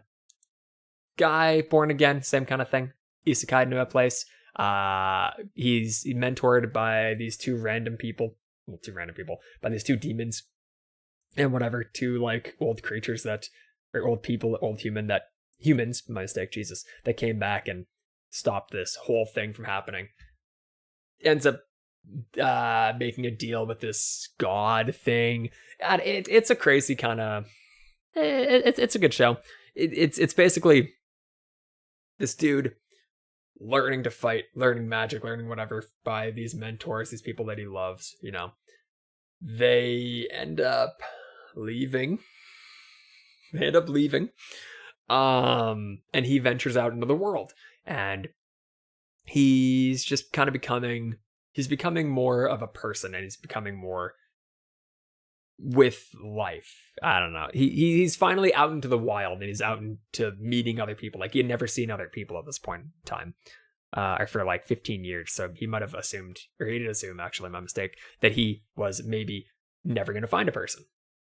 All he had was like, he made this pact with a god, and he was spreading this whole thing as he goes on. And his new task is to go out and to just spread light. Goddess of light, I think, is what his goddess is. So he's trying to just basically just be a good person and save shit like that. It's a good show. It's good. It's good. As of right now, they're actually, I think they're within an arc where he's kind of having this turn, where he's like, he's worrying about what his actions might be doing to other people, which is a little bit interesting. So that's an interesting concept for the whole thing. It spends like half the season, at least at this point, focusing on him developing into a person to then end up leaving. And that leave, every concept of that, like the whole thing there, is a little awkward, where he is, how do I say it? He's kind of becoming who he is, I guess. He hasn't found what he is yet, so he's becoming that, and you're watching that happen as he goes off into his own. It's kind of split up into two parts of the show, and they're both nice too. I do like him developing and becoming a person type of thing, under the guy, or under the views of his family, I suppose. That was a cute bit of it, and I do kind of miss that part, but I don't know. There's not a ton I could say. Good show. Faraway Paladin. Definitely worth that watch. Platinum End, made by the guy who did, or the team, I guess, whatever, that did Death Note. Not as good as Death Note at all. It's kind of, it's cringy. It's cringy and kind of lame and kind of stupid. And the main guy's a pussy. He's a total bitch. And the girl who has some really, she had like a real development, or like her character is just kind of fucked, and that was very well done, how they kind of described how she had gotten to where she was, and she ended up having this switch, which is kind of nice too, I guess, but it did take away from what she was to the show. I guess maybe still has value though, but like, yeah, there's like this god that, or there's these angels that are trying to bring these people to become the new gods, and there's this one bad guy who's backed by an angel who's killing a bunch of people trying to become a god for whatever reason. They're kind of showing like, oh, he has a sister that's dying or something like that, so maybe that's why. Ooh. But he's like trying to wipe out all the other candidates. These three people come together. Not him. This guy who's a pussy, this girl who like the guy liked or something like that, I don't know, and this old dude who happened to find out at a point that these two were also candidates. They're all coming together to try to not let this other guy become a god, because they know how dangerous it'll be if he is, or they fear how dangerous it'll be if he is. The whole thing, it makes a switch, but like, I don't know. The dude is a pussy. He's been beaten down by life. Angel comes to bring him out to try to allow him to become a god. He doesn't want to be a god. Same as the chick kind of thing. It's just a lot of self-doubt and kind of deprecation and kind of depression. A lot of depression, rather, actually. But I don't know. It's kind of, this show is kind of shit. It's kind of shit, really. You know. If you were going into this with any love of like Death Note or whatever, if you thought there'd be any correlation, there's none. Other than people dying, because that happens. There's none. Like they're not like a tenth the character that any of the Death Note characters are. So yeah, I don't know. Platinum End is okay so far. It's kind of shit.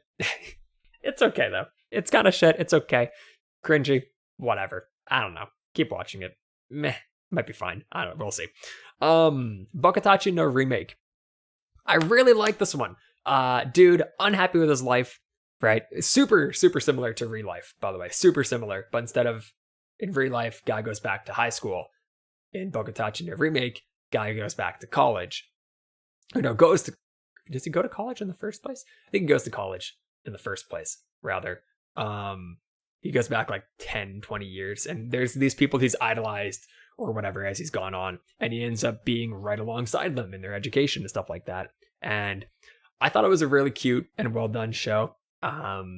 Romances that pop up in it are depressing, I guess, or like maybe not depressing, but like you can get your soul crushed a bit by it. It's a really good slice of life type of thing as well.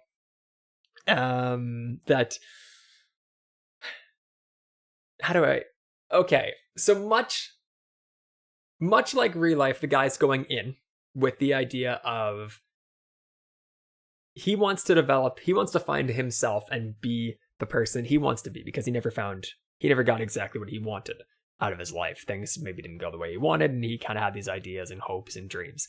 So he wanted to go back into college to have these things kind of come to fruition. He wanted to make these things happen.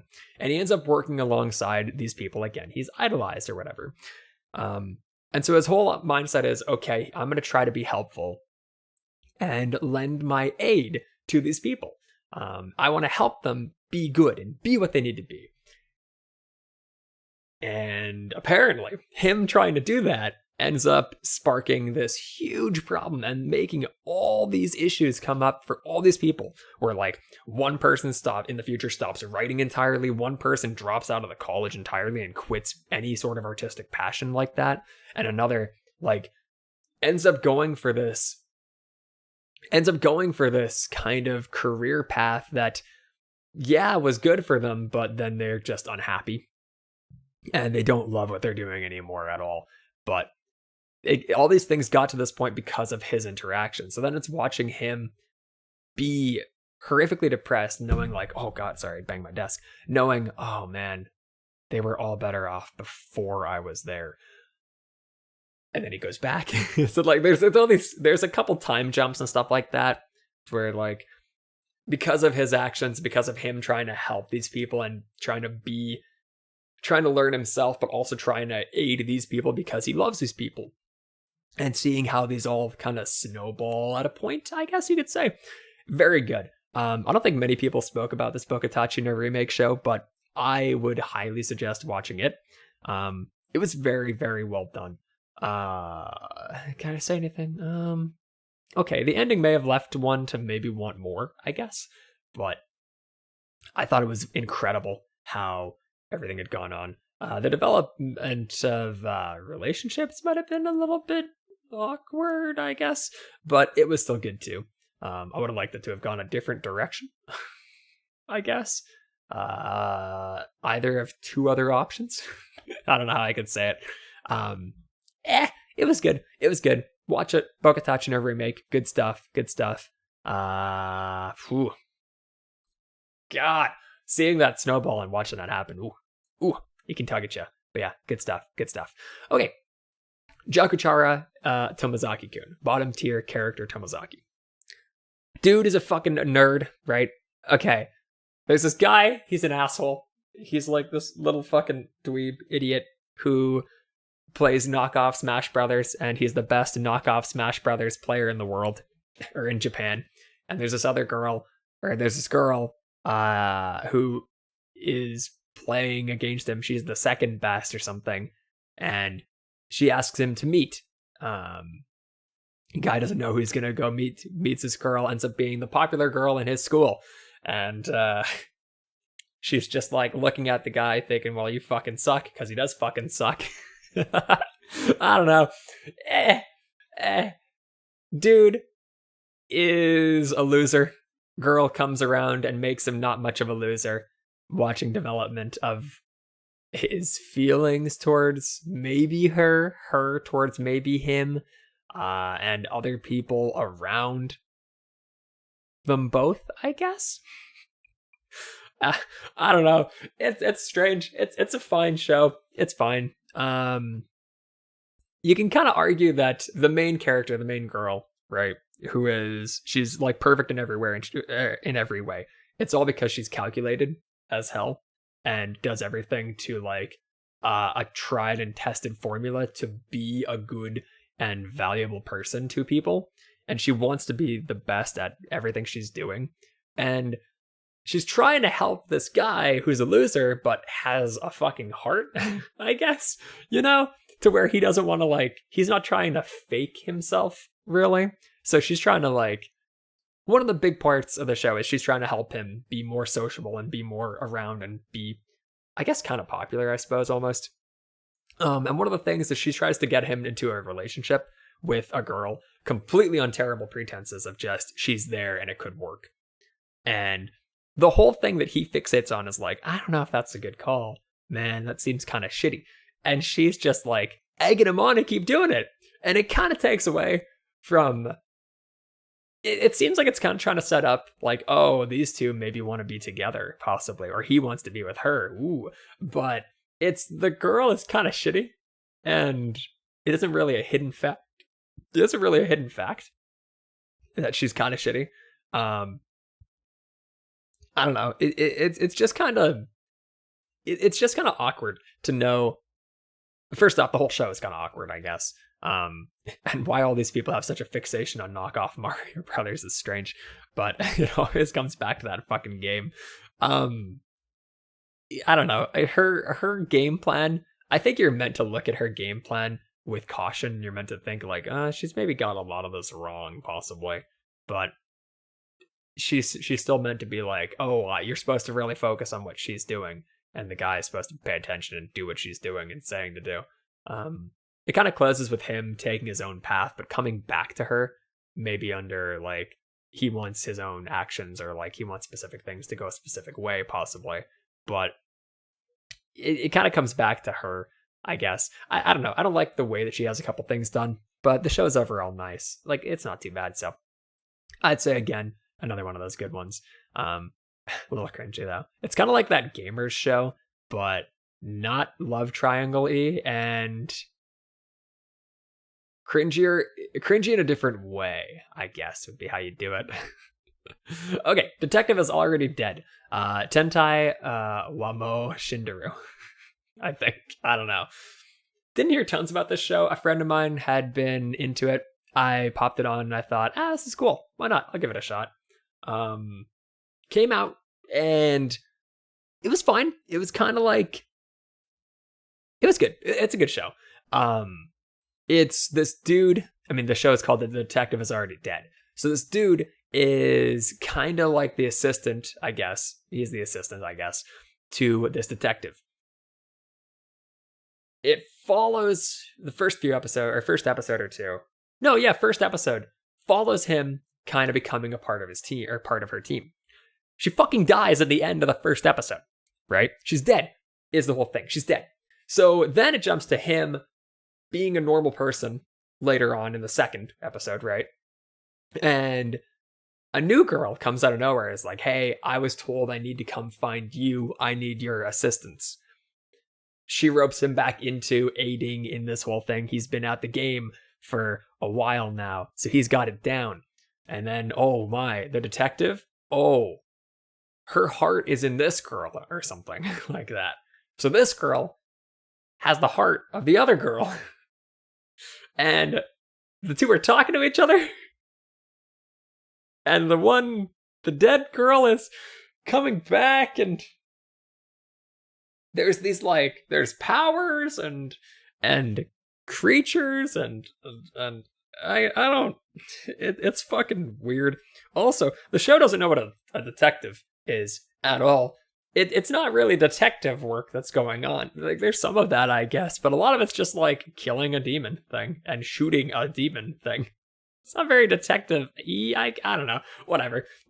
It's a fine show. It is horribly rated on things like MAL. I looked it up earlier. It was a 6 or a 6.5 or some shit like that. And I felt that was a bit egregious. The show's fine. It's worth a watch. Good relationship development in there too, I guess. I wish there was more of the detective. But you kind of get that at a point. I don't know. It's a bit awkward. It's a bit strange, but it's cute. It's nice seeing that new girl try to become this detective person, essentially, because she knows about how much this person did, and she wants to live up to the value of what that other person gave her, So I guess I understand a lot of the doubt that goes on in there, but it's a cute show. It's a cute show. It's fine. It's good. It's funny at what it does. It's good at what it does. I don't know why it's so poorly received. Detective's already dead. Good time. Wish she was alive, though. Would have been nice. Okay, so to continue down my list of the smaller shows and stuff. Okay, let's talk about the realist hero rebuilt the kingdom. Isekai type of thing. Guy gets called in as a bargaining chip to try to help this kingdom with their problems with money. Basically, they need to acquire some sort of money. If they don't end up with the money, the idea are to give to another nation to defend against monsters and shit, demons, whatever. It's all demons in these fucking shows. Whatever. They can't get the money. They don't have enough money. So they end up doing this thing where they can call, because they're the only region that can do it or something like that. They can do a hero summoning, and they can summon a random dude to come in, and they can use him as a bargaining chip. The idea is they're going to go and pawn the guy off to this nation in lieu of money, and they'll do whatever. Guy ends up becoming the king himself after suggesting ideas to work out the plan for compensation, and ends up just turning the country around with his decision making and stuff like that. It's fine. It's a bunch of dude comes from Japan to go to this new world. He teaches the world about thinning a forest. He sells off items and shit like that. He learns magic to make money back and develops new game plans and brings in tons of people with varying levels of or varying backgrounds and stuff like that to come be a part of his cabinet. And I don't know, it's fine. It's a good time where this guy comes in and just changes a lot of stuff for these people and helps out all these people. And it's one of those things where oh, there's 7 women, by the way, that love the guy. And what is it? Polygamy? Yeah, polygamy is cool. So they're fuck it, whatever. He can have 10 wives, I don't care, is what they end up doing. So yeah, sure, it's a couple bits of development for those relationships. It's a pretty common thing for that sort of show. But the concept behind the show is fine. The actions behind the character are good. It's nice. It's a good time. It's a good watch. I don't think it's going to get anything more than what it has now, but I think that's fine. I think you can have a good time with the one season there. Realist hero rebuilt the kingdom. Genjitsu Shugi Yusha no Okoku Saikenki is the name. Good luck getting that from what I just said. Just look up realist hero rebuilt the kingdom. You'll probably get it. Okay. Rom-com where the childhood friend loses is another kind of small show that I had been intrigued by. It's three people. It's a love triangle thing, effectively, where these three people all have some sort of interaction that they had with each other when they were kids. So they're all childhood friends. Or wait, doesn't lose? Oh, it's where, rom-com where the childhood friend doesn't lose, I think is the name. And the idea is there could be like 10 childhood friends or whatever the fuck. So it's just being coy with that. But like, it's three people who are trying to pull the wool over each other and are being kind of shitty to each other. They're just like three shitty people. It's one dude, it's a girl and another girl. The two girls don't really like each other. They both like the guy. The guy likes both of them. He can't pick. He's kind of a dick. I think he was like, yeah. He used to be like, oh, fuck. Then there's another girl. Fuck. God damn it, anime. There's like 10 girls. Shit. Okay. So he used to be in show business. He ends up stopping that at a point. There's a girl that he meets in show business that he likes, or that likes him, but he doesn't recognize it because he's too young, doesn't understand. As he gets older, he finds that same girl in like his high school and is just in love with him, or with her. He has this other lady friend that she likes him, toys with him a bit. He doesn't quite get it at first, but he likes this other girl, and he's trying to get this one girl to help him get to the other guy, help him to get to the other girl, even though he knows that the other doesn't like him, So So he likes the showgirl. That's the wrong term, but the girl from his past when he was in show business asks another girl to help him in his effort at deceiving the other girl to make her jealous to maybe then be with her, because the show business girl is in a relationship with another guy.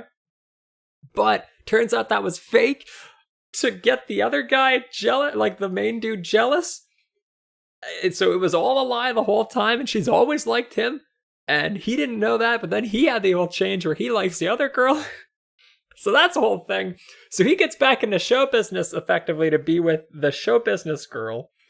And it gets to a point where the three of them, he asked out the first girl that he asked to help with the other girl. So he's doing all this bullshit to be with one, and then changes his mind and goes to the other. That girl doesn't accept, because she watched this other guy. She watched the dude do all this bullshit with the other girl. This is the dumbest recount. Okay. All these people are shitty to each other. They deceive each other, lie to each other, and they like each other, right? So he ends up being in show business. This other girl comes up, and she likes him too. It's just like all these people are coming out of the woodwork to be in relation to this guy who has all these connections now because he's come back into show business. The whole concept of the show with that kind of thing is fine. It's like love. It's a bunch of like shitty people being shitty and being in love type of thing. It's good though. It's just fucking trying to recount all that was fucking insanity. I don't even know if any of what I said made any sense at all, but it was a lot of that. Okay. So just take that information. And there you go. All right. Fuck that. Okay. Next up. Kanajo mo Kanajo. Okay. Girlfriend and girlfriend or whatever. Or no, girlfriend, I think. Dude has two girlfriends. That's the show. That's about it. That's about it. He's just like, he gets madly in love with this girl, right? And he consistently, awkwardly announces it to everybody.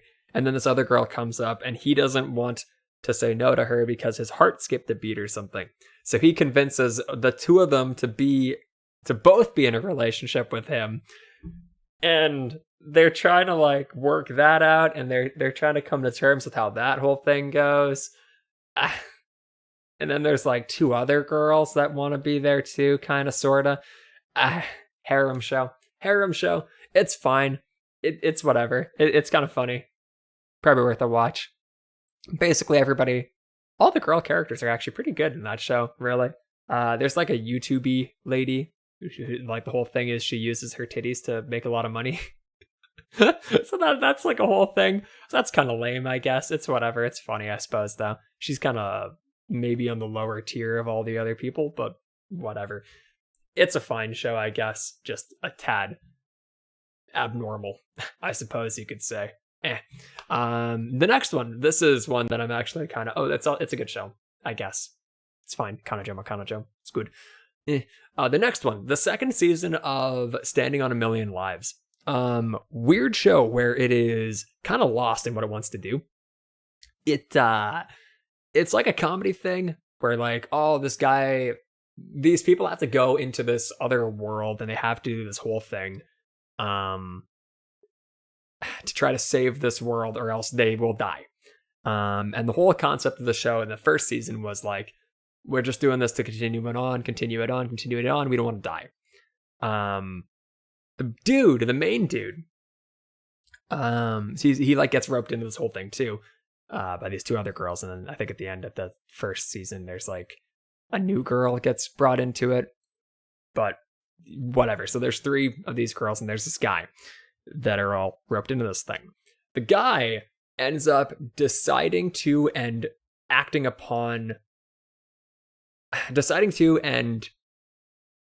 then doing whatever. I don't know how to construct this. He kills people. He ends up killing people. And this is a lighthearted comedy kind of show with, there's ramifications for what could end up happening, sure. But the main thing is like, it's just a fuck about kind of show. But the first season ends up with this guy killing these people, right? In this action to try to save everybody else. Because he's of the mindset like this whole thing is like, it's like a dream world type of thing. He ends up asking this creature though, this thing, this god, whatever thing that brought them to this. He ends up asking if the people there are actual humans that are alive somewhere. And he finds out, yes, they are. And he has been fucking over or killing people for however long. And so it's him coming to terms with that at the end of the first season. And he's just kind of in this whole depression state. Stuff, whatever. Second season comes in. He's still got that mindset, but now the whole thing, it's kind of funny. So this whole show is like really around, it's in a weird state where no one really knows exactly what it's supposed to be. It's kind of like a comedy thing, but there's this undertone where it's super fucking serious. And the dude is the main proponent of that because it's him like, everything's going to fall on me. I got to do this. I've already done this. I'm already tainted or whatever. I am the best to do this. I'm going to keep doing all the bad shit myself. And so he's doing like every terrible action on his own accord. He's trying to go and be like the sacrificial pawn. He's trying to be the one to go and enact any murder. And other characters that especially are more direct with him. So like the two main girls, I guess, one particular possibly, but both of them really are looking at him and just knowing like, holy shit, this guy's falling apart as he's doing all these terrible actions. It's this crazy thing where this guy is trying to kind of hold it together, continue doing these actions where they try to do this whatever thing to keep themselves alive, to keep leveling up in this world or whatever the fuck. And the main guy keeps getting like stupid jokey jobs instead of stuff when he levels up and whatnot. That's a whole kind of thing of the show. And he's still just making it work, and he's still just continuing on to try to make sure that he stays alive and also to make sure that they save the world, because that's like the whole thing is if they can't do it, not only will they die, they will let the world die, and it'll all be the fault of theirs for not being able to solve it. Which is a strange concept for a thing that's meant to be kind of jokey, but it's such an odd one because the goddamn show can't find where it wants to be. So it doesn't seem to land one way or the other. It just goes hard on the whole, I'm going to try to be a fun, whatever show. And then we're going to go to these kind of serious notes and stuff. And it kind of goes more serious in the second season, but it's still got lots of the dumb comedy shit. It's a little strange, but it was fine. I'm gonna watch the next one. It's a hard one to place anywhere. I don't know. But yeah, that's that one. I have it written down as Standing on a Million Lives season 2, but it's like 100 man no enochi no ni ore wa tateru. I don't fucking whatever. But yeah, that show. It's probably worth your while. It's just kind of awkward where it is right now. I can't take away from its value though. It is an intriguing show for sure. Next up, Way of the House Husband, Goku Shifudu. So picked up by Netflix. This one is an awkward one because it is probably the most disappointing in execution that I've seen for a show ever. They essentially just took fucking pictures of the manga. They just like scanned the manga, and the animation is them jumping to another scene or like a mouth movement maybe. It's super fucking bizarre that they did this because the show is genuinely really funny. I really like it. I genuinely think it's a great thing. But it's so hard to be like supportive because they had one season of the show come out now, right? Where it's split into 2 parts. It's literally still images and next to no animation. And it just kind of sucks to look at that and go, this costs nothing to make. They're treating it like shit. They made it look like shit. Why the fuck did they bother doing this? I can't say anything more on that. You know, they started doing a little bit more animation in the second half because probably they heard about all the complaints, maybe, whatever. It took away from what could have been a very good show for such a stupid fucking reason. I don't know. The guy in charge who opted to do this, because there was a specific dude who was noted to being like, yeah, we want to do it this way, and this is how we're going to do this show. Fuck that guy. Because it did kind of wreck it for me a little bit, but I still had a good time. So, Way of the House Husband, maybe just read the manga. The anime was okay, and I had an alright time with it. Next one up, okay, Mashiro no Oto, those Snow White Notes, blah, which I stated was the weaker Kono Oto Tamare. Okay, music show that is honestly pretty okay for what it needs to do. But if you've watched Kono Oto Tamare, which I think might have been shortened to Koto Ono or One at some point, I don't know. It's like it's not as good as okay. The Mashiro no Oto is not as good as Kono Oto Tamare at all.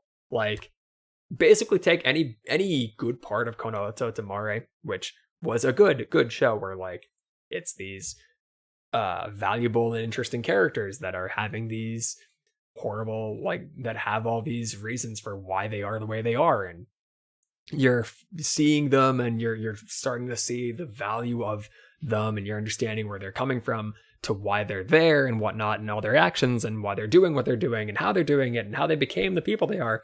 And then you look at Mashiro no Oto, where it does the same thing but worse.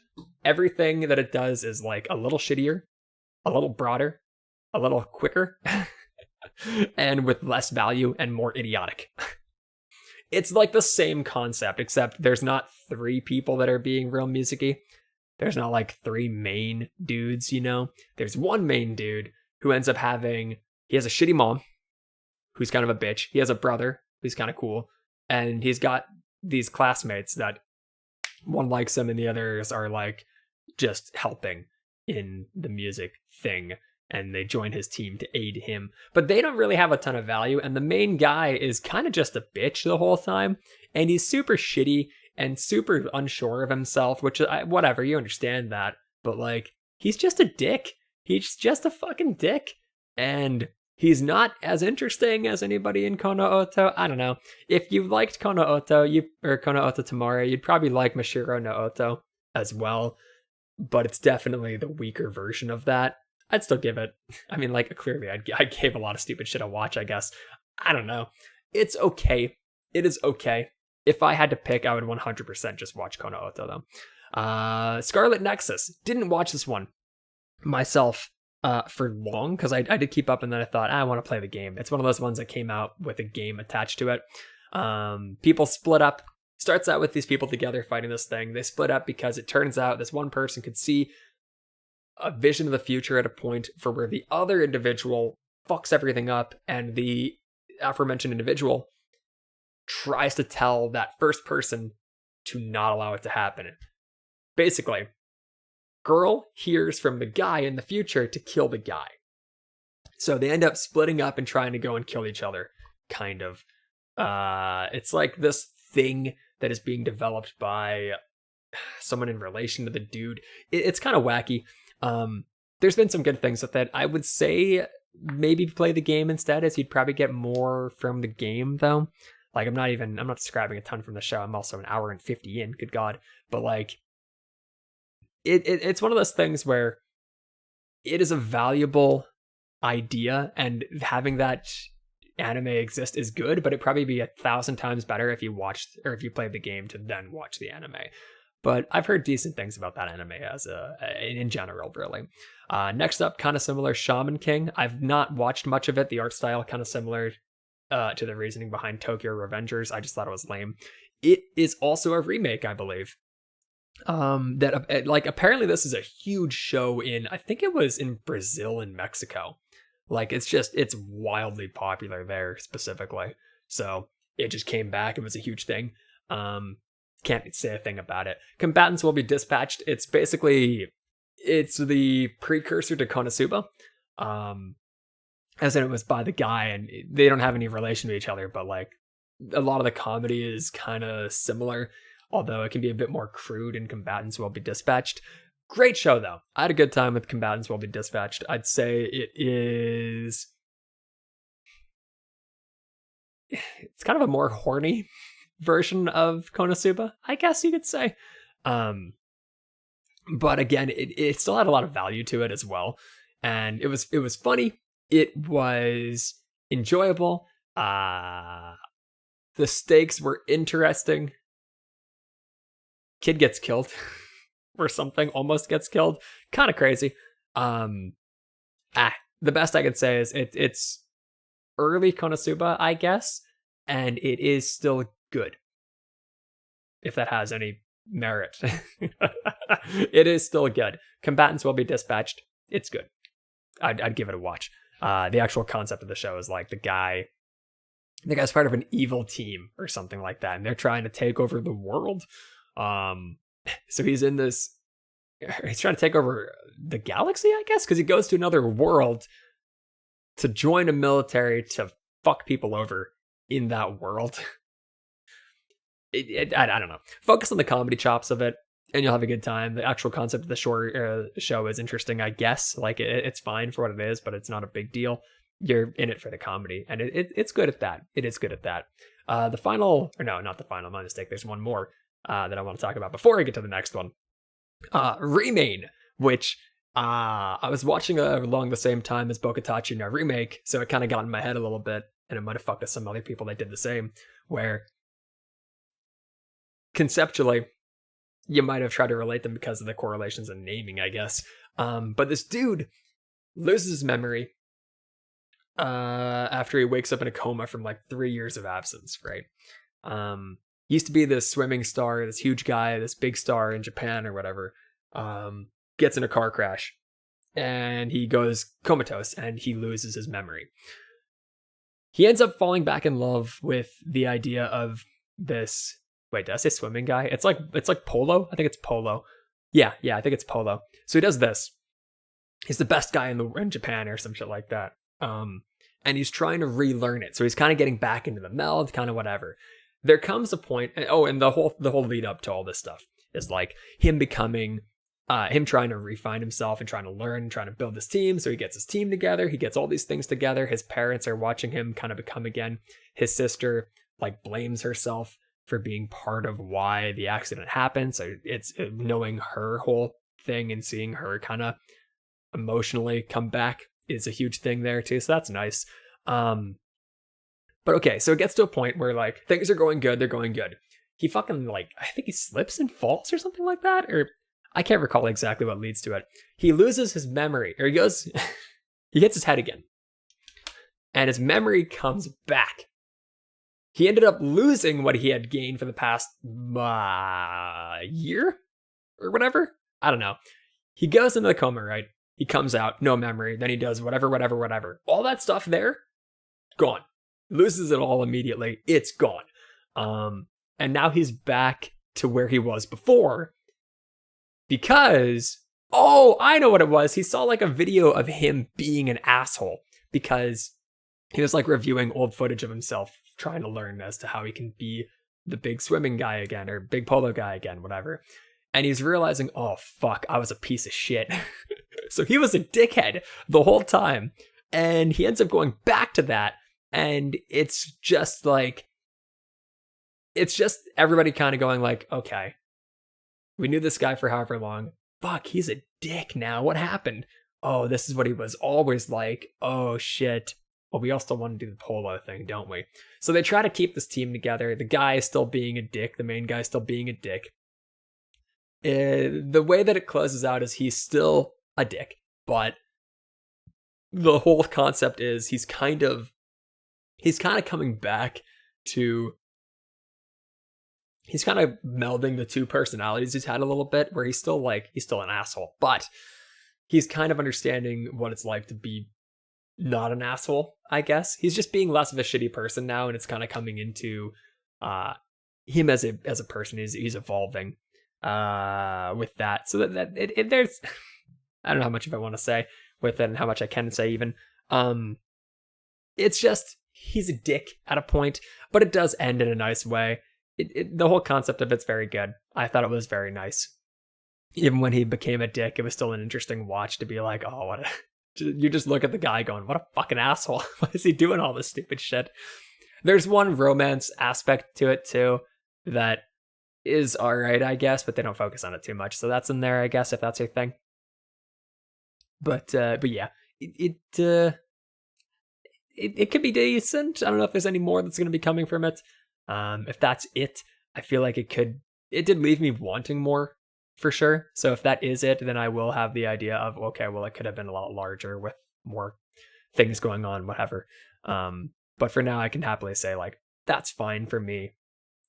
I think it was good. Remain good show. God, he's a dick. He was a dick. Okay, the final smaller show that I want to talk about, and this one's a doozy. Okay. Kaifuku Jutsushi no Yarinaoshi. Redo of Healer. Okay, so slight warning. This one talks about sexual assault. I'm not going to go into detail of all this stuff. I'm not going to be describing exact things or whatever, but I will talk about what the show was doing. So if that's kind of your worry, maybe jump ahead a little bit to get to the Attack on Titan closing finale, which I'm going to do Attack on Titan right after this. Oh my god. And then I'll close out. But yeah, so redo of Healer. Fuck. I don't know how this aired on TV. The whole show is sexual assault. The whole thing. The main character has these abilities, has these powers, gets brought in to go help this government or whatever. Goes to help this lady and her team. And they're monsters who are abusing him when it comes to the fact that, like, his whole ability is he can regenerate and heal people. So if anyone's hurt, he can heal them, but he takes on that pain and whatnot from that. So it ends up driving him mad, and they end up just kind of chaining him up and basically turning him into an addict, and just forcing him to continue doing this shit regardless of what he wants, regardless of his will. This is the protagonist that we're talking about, the guy being fucked with here. So the protagonist is, at this point, he's being horrifically fucking, like, attacked and whatnot, right?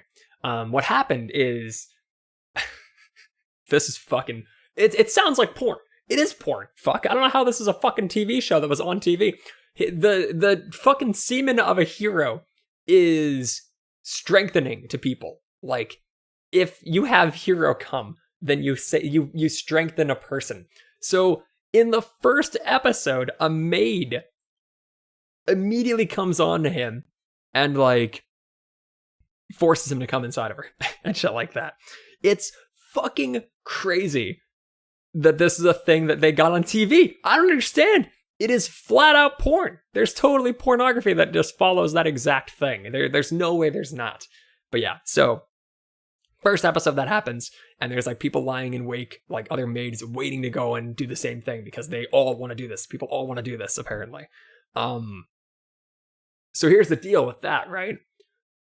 The guy knows about all this shit going in because he has lived this already, and he went back to then try to make sure that he could turn the tables on the people fucking him over. So he ends up knowing this is going to happen and using this healing thing. I guess he can drain magic or something like that. So he's draining magic from people or some shit. So he's banging chicks and draining the magic from him or from them. Then he pretends to get addicted to the drugs that he's being fed and is being like, he's being fucked by people on the regular who are just taking this from him. The whole thing in the first and second episode is the protagonist being sexually assaulted. And then the end of the second episode is the antagonist being cornered by the protagonist who has all this magic he's built up. Ooh, he's been getting stronger. Fucking assaulting. Okay, he tortures the protagonist or the antagonist. Okay, I could understand that. That makes some sense. He's like breaking her fingers over and over again. Then he heals them and says he's going to do it again or something like that. And then literal sexual assault occurs right in that same episode. In the second episode, the protagonist assaults the antagonist. And I don't understand how this show was a thing. This is on TV. This was on TV. Censored. Sure, censored. But I think it might have been uncensored on another, at a later timetable or something like that. Time set? I can't recall. But fucking insanity. I only watched the first two at first. To prepare for this, I thought, you know what I should do? Maybe I should jump around a couple of these shows that I've watched and just make sure some of it comes back to me. I did a couple of them. And then I thought, you know what? Fuck. Maybe I should try watching more of Redo of Healer because I want to close at that show. Oh my fucking god. Oh my god. What the fuck? It continues. It never stops. If it isn't him assaulting people, it's him coercing people into sex with him. To bring him onto his team or to get them to do his bidding.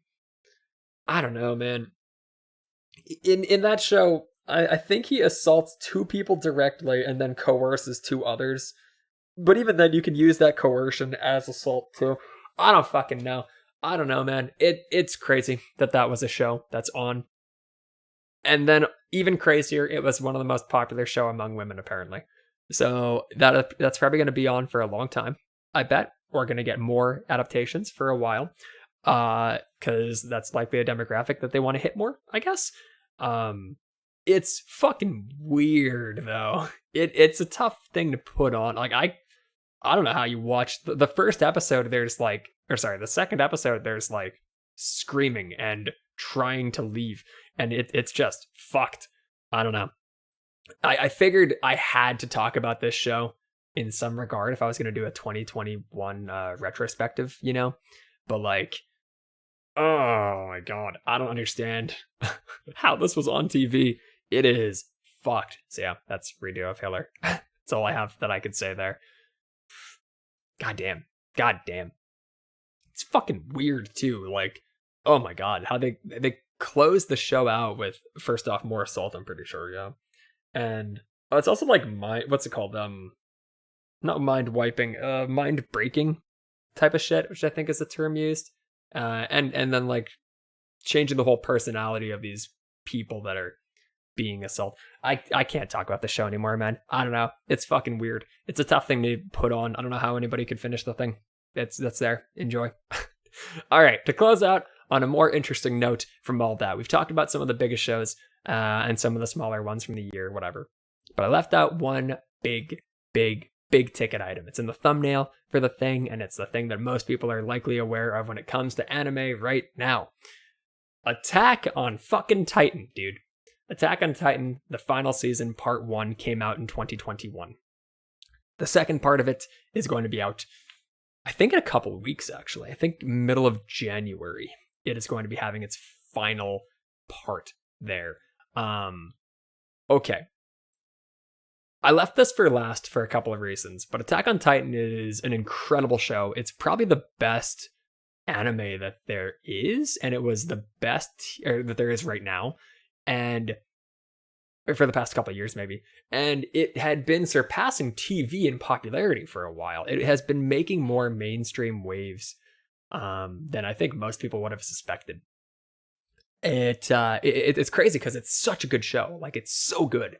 And everything going on for the first couple seasons was incredible. And then comes to this season where you're watching Eren just fucking be insane.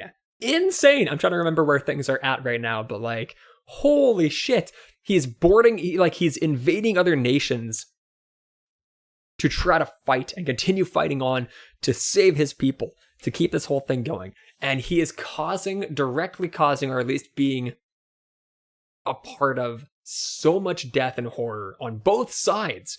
And it's just knowing all this insanity is going on. Fuck me. It is so good.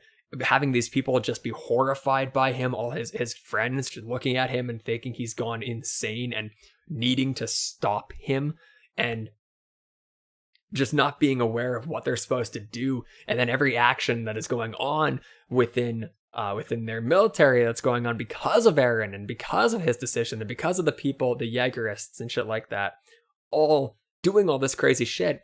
It's so fucking crazy. It is such a good show. It is such a good show. Attack on Titan is incredible. The big ass fight scenes are nuts. The actual political discussion, the political fighting, whatever the fuck going on in that regard is incredible too. God damn it. It is so good.